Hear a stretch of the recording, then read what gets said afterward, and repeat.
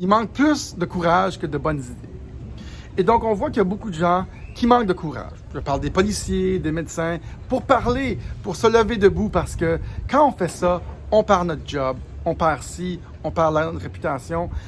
C'est pour ça qu'on voit des artistes, à quelques mois, se lever debout dès le début et dire « Hey, ça marche pas, parce que savez-vous quoi? Parce que moi, j'ai rien à perdre. Qu'est-ce que j'ai à perdre? Ma réputation? M'en fous ce que le monde pense. Je me tiens debout pour ce que je pense qui est bon. Si je me trompe, et alors, on a vu beaucoup d'artistes. Vous n'aimez pas mon channel? Allez ailleurs. Il y a plein de channels. Il y a des milliers de channels. Bonjour, mes amis, partout autour du monde. J'espère que ça va bien. Bienvenue à l'émission des Frères Tadros. Un beau samedi matin, ici, en direct de Playa del Carmen. Je vais remercier beaucoup des gens qui ont fait des dons aujourd'hui. On va parler du marais qui est extrêmement profond. On parle de l'Australie. On parle de l'hydrochloroquine et on parle de l'inauguration de Biden. Ça serait un petit peu stoppé par le Pentagone. On parle de tout ça. Restez avec moi.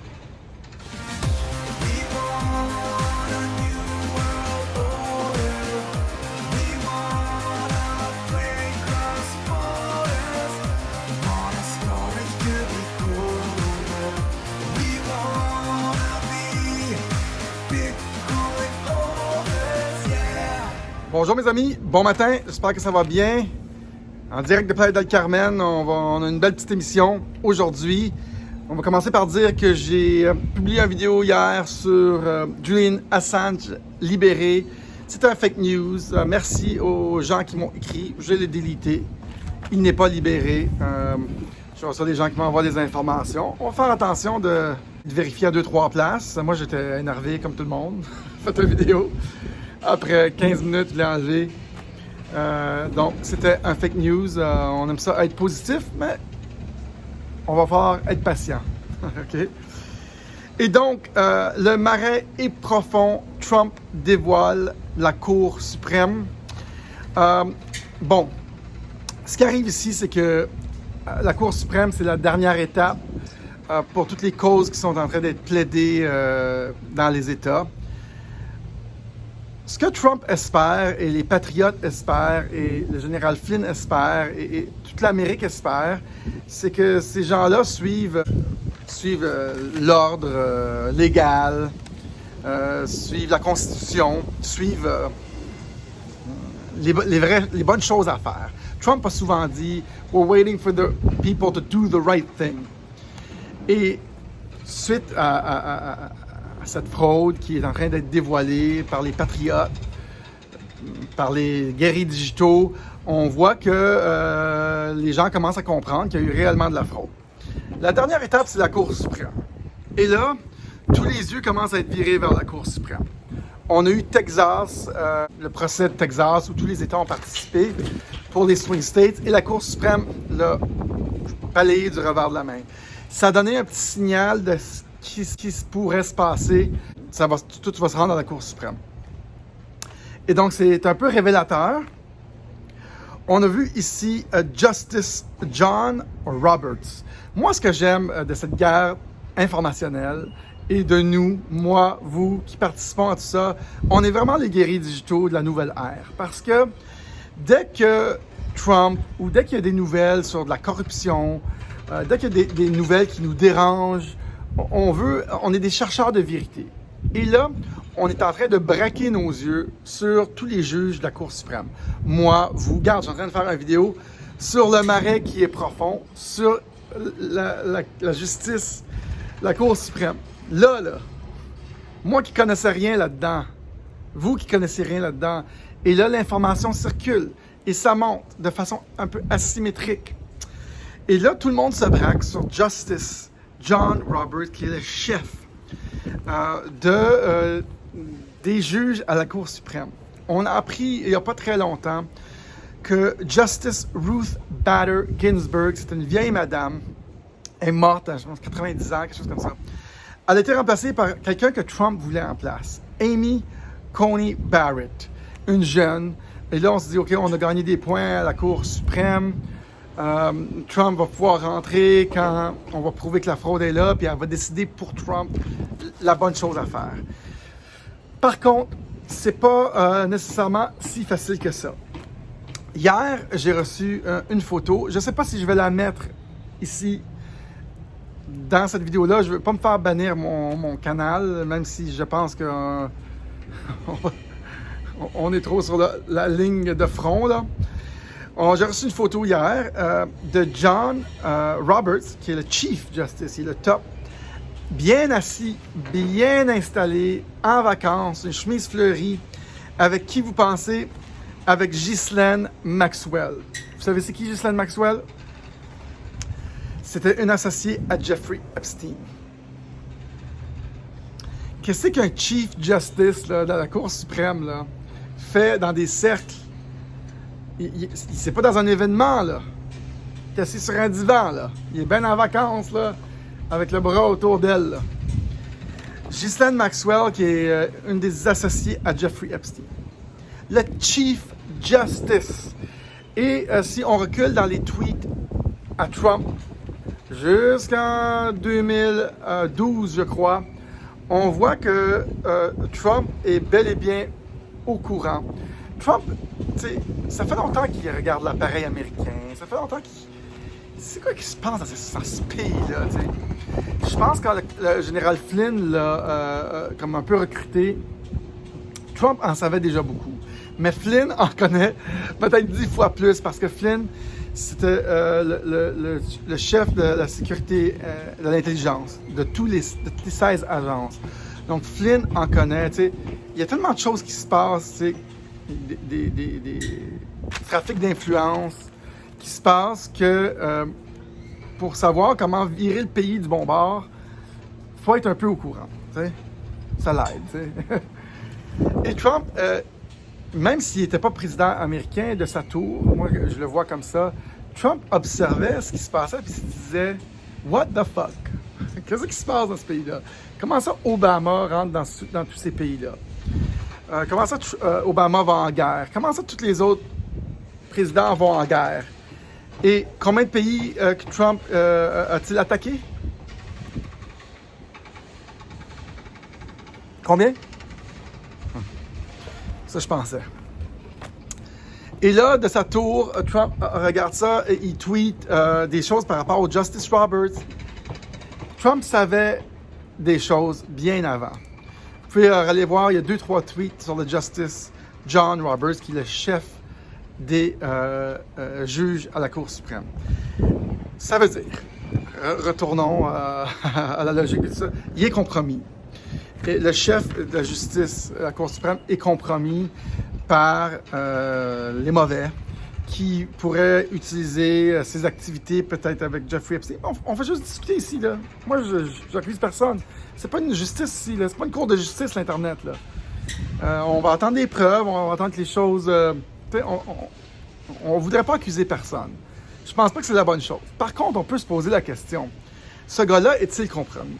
Et ce gars-là, ainsi que les autres, il y en a d'autres chiefs, il y en a d'autres justices, il y a d'autres juges. On va en nommer quelques-uns, parce que là, on met notre attention sur ça.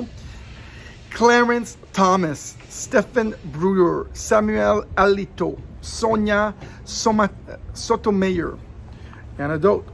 Elena Kagan, Sandra Day. Vont-ils faire le bon choix? Vont-ils suivre la Constitution? Vont-ils suivre les ordres du chef?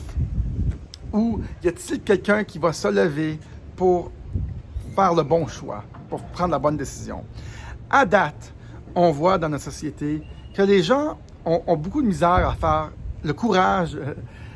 Il manque plus de courage que de bonnes idées. Et donc, on voit qu'il y a beaucoup de gens qui manquent de courage. Je parle des policiers, des médecins, pour parler, pour se lever debout, parce que quand on fait ça, on perd notre job, on perd ci, on perd notre réputation.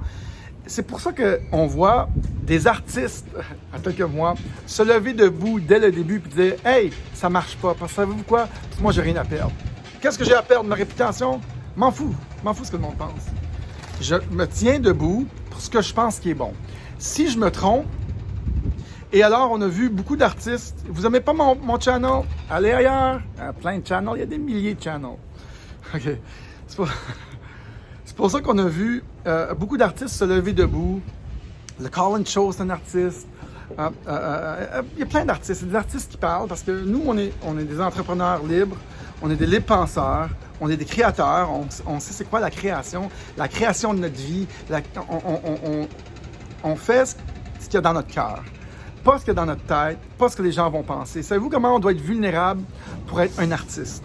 Tu sais, quand tu es un artiste, tu travailles 20 mois. Moi, je suis un chanteur en passant, les Frères Tadros. On a 10 albums. Tu sais, je fais ça depuis j'ai 18 ans. Moi, là. Et donc, tu travailles sur un album pendant 1 an, et là, tu le sors. Personne l'écoute. Après ça, tout le monde te bâche, les médias te bâchent, tout le monde est contre toi.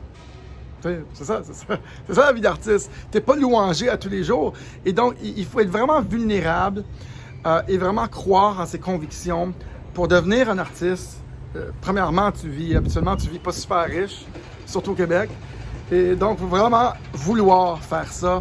Et donc, c'est pour ça qu'on a vu beaucoup d'artistes se lever debout avec du courage. Et on voit que peut-être tous les autres métiers, disons des policiers, on a notre ami policier qui est sorti, félicitations, j'oublie son nom, on a fait une entrevue avec lui, félicitations, à lui qui parle, et les autres, et donc c'est très dur de se lever debout face à l'adversité, face aux contre-coups qu'on peut recevoir, et de parler.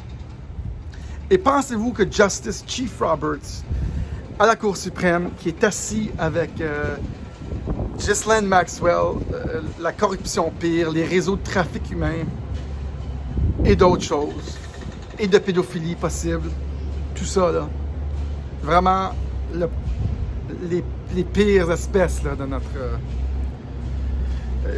pensez-vous qu'il va faire la bonne chose? Il est compromis.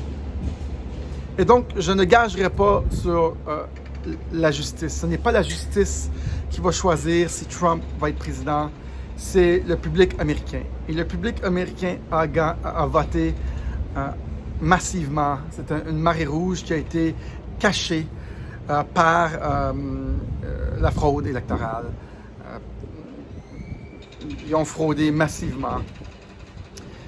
Probabilistiquement, Biden, il n'y a rien qui marche.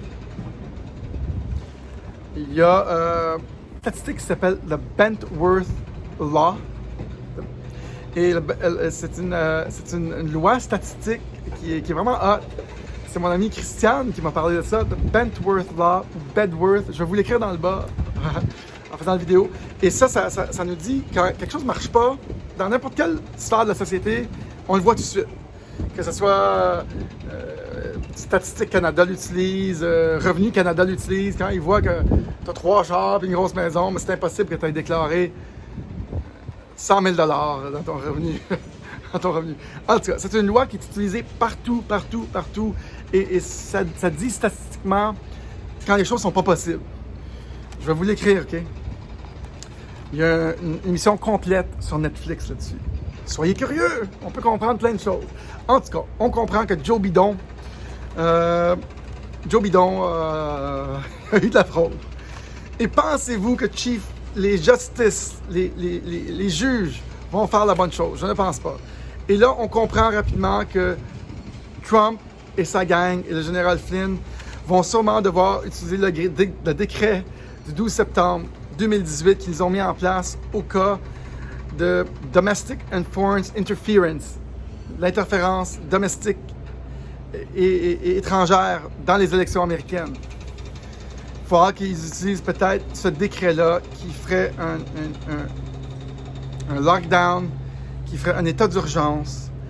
Et Trump, qui n'aime pas utiliser la force directe contre son ennemi, il n'utilise jamais la force directe, attend vraiment au dernier moment. Et il y a des pourparlers, on entend parler que peut-être le 24 décembre serait peut-être une journée où il y aurait peut-être des attaques ou quelque chose plus physique, une force.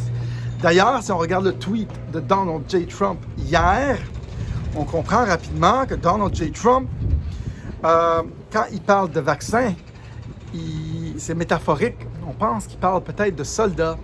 Et il dit que le virus frappe fort. Il a parlé de l'Espagne, il a parlé de l'Italie, il a parlé de l'Angleterre. Vous irez voir Trump. Et donc, il dit ça frappe fort, les vaccins arrivent. J'aurais peur si j'étais du mauvais côté de la force.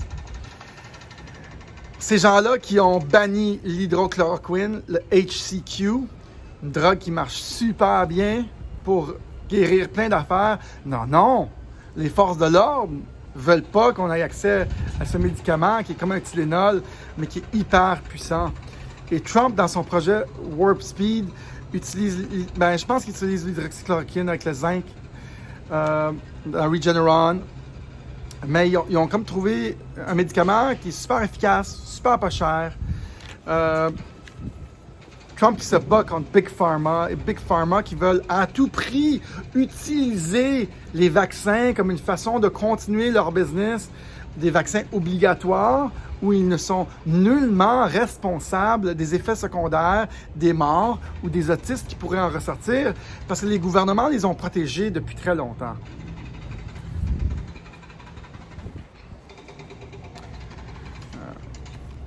C'est ça les vaccins. Ils sont protégés, ils ont un fonds de 4 milliards via Gavi, Alliance for Vaccine, un fonds de 4 milliards, là. C'est une cour séparée, tu sais, parce que tu peux pas aller publiquement pour ça. La vache sacrée de Big Pharma, c'est les vaccins. Qui ose parler des vaccins? J'en parlerai pas trop ici, hein? Surtout pas. On devrait pas se mettre dans la merde, hein? Non, moi je pense que tout le monde est contre nous. Il y a voir clair, puis il y a mettre les points ensemble, puis utiliser un peu de notre intelligence. Tu sais, parce que ce qui a commencé comme un virus potentiellement dangereux est devenu un test de conformité et d'intelligence. Mes amis sur Facebook, ils n'ont pas aimé ça. Mes amis personnels, ils n'ont pas aimé ça quand j'ai dit ça. Il a fallu que je bannisse un de mes amis de longue date qui s'est choqué contre moi. L'Australie, mesdames et messieurs, on voit des traces, ils ont gaspillé 1 milliard sur les vaccins. On voit des traces de HIV dans leurs vaccins. Nouvelle étrange. Je ne sais pas ce que ça veut dire. Y a-t-il quelqu'un qui a mis quelque chose là-dedans pour créer une polémique? Je ne sais pas. Essaie de bourrer les vaccins avec quelque chose? Je ne sais pas. Moi, cette affaire-là de vaccin, là, c'est une vieille interprétation de notre système immunitaire, les vaccins. Vieille interprétation, parce que le système immunitaire est beaucoup plus complexe que les gens qui prônent la vaccination disent. T'sais. C'est beaucoup plus complexe comme système. J'ai une vidéo que je pourrais peut-être partager en anglais qui parle vraiment de notre système immunitaire. Bref, on voit aussi que Defense Secretary Chris Miller ordered a Pentagon-wide halt to cooperation with the transition of power of President-elect Joe Biden.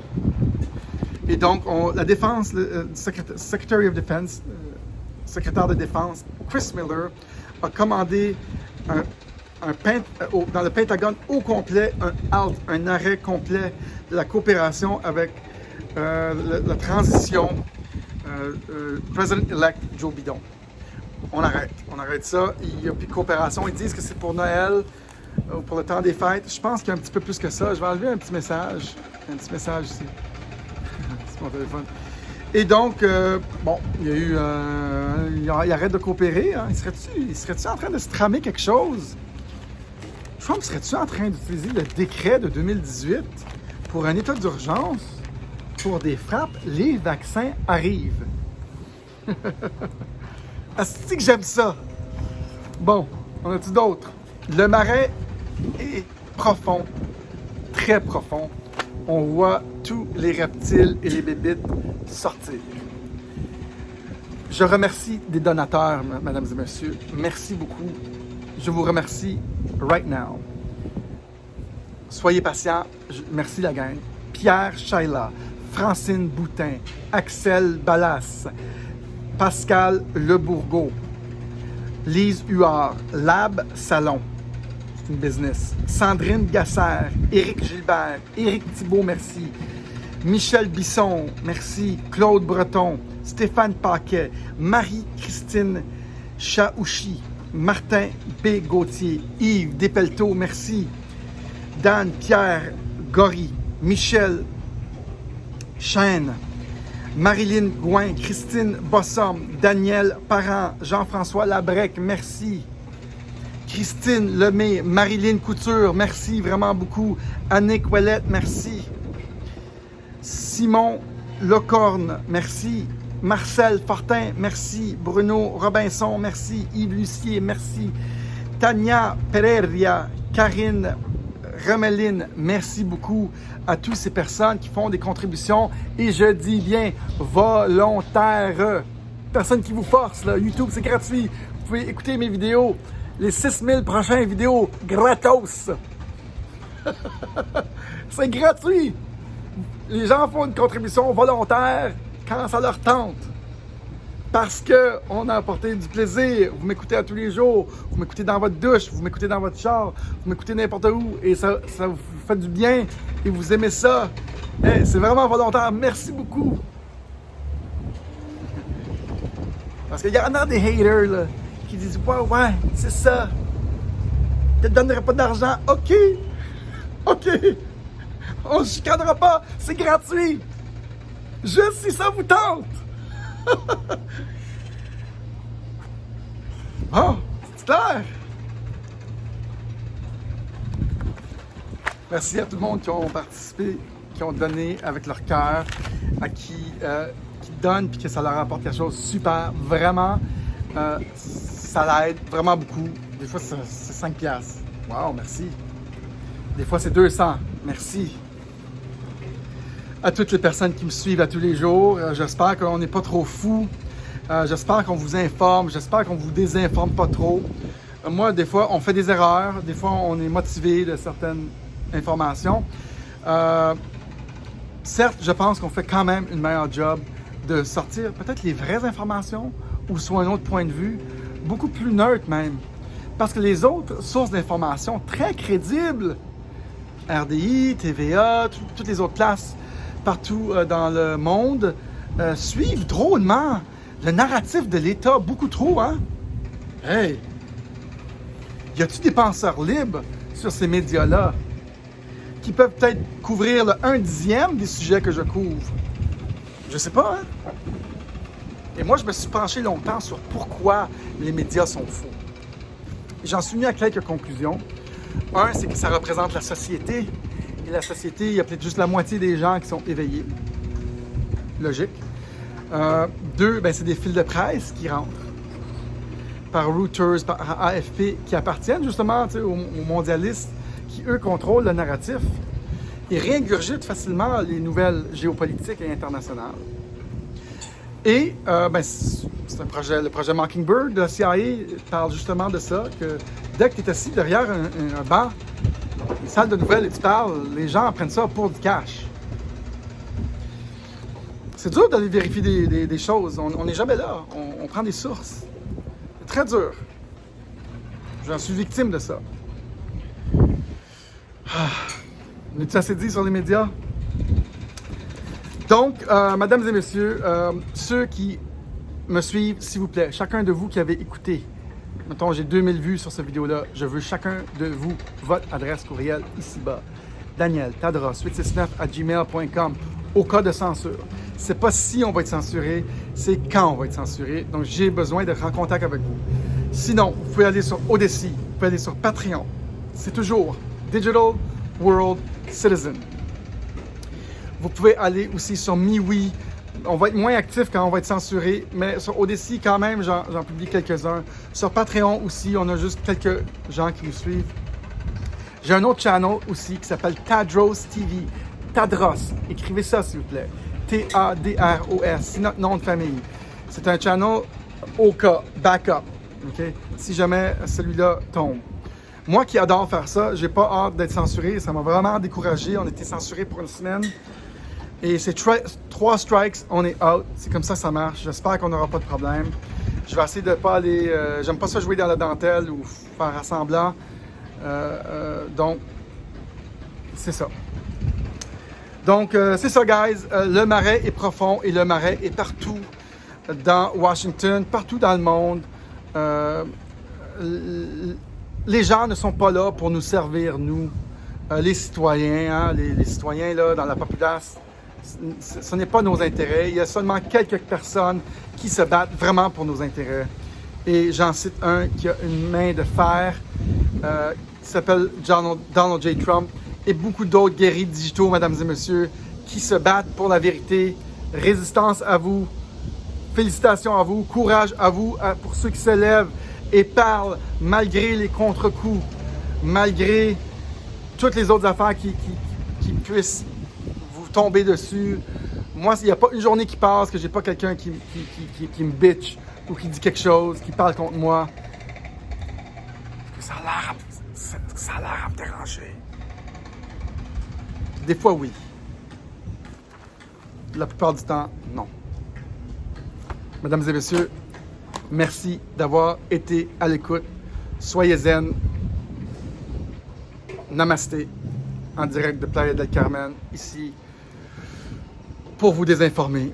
Salut tout le monde. À la prochaine. Je m'en vais à la plage. Salut. Bye.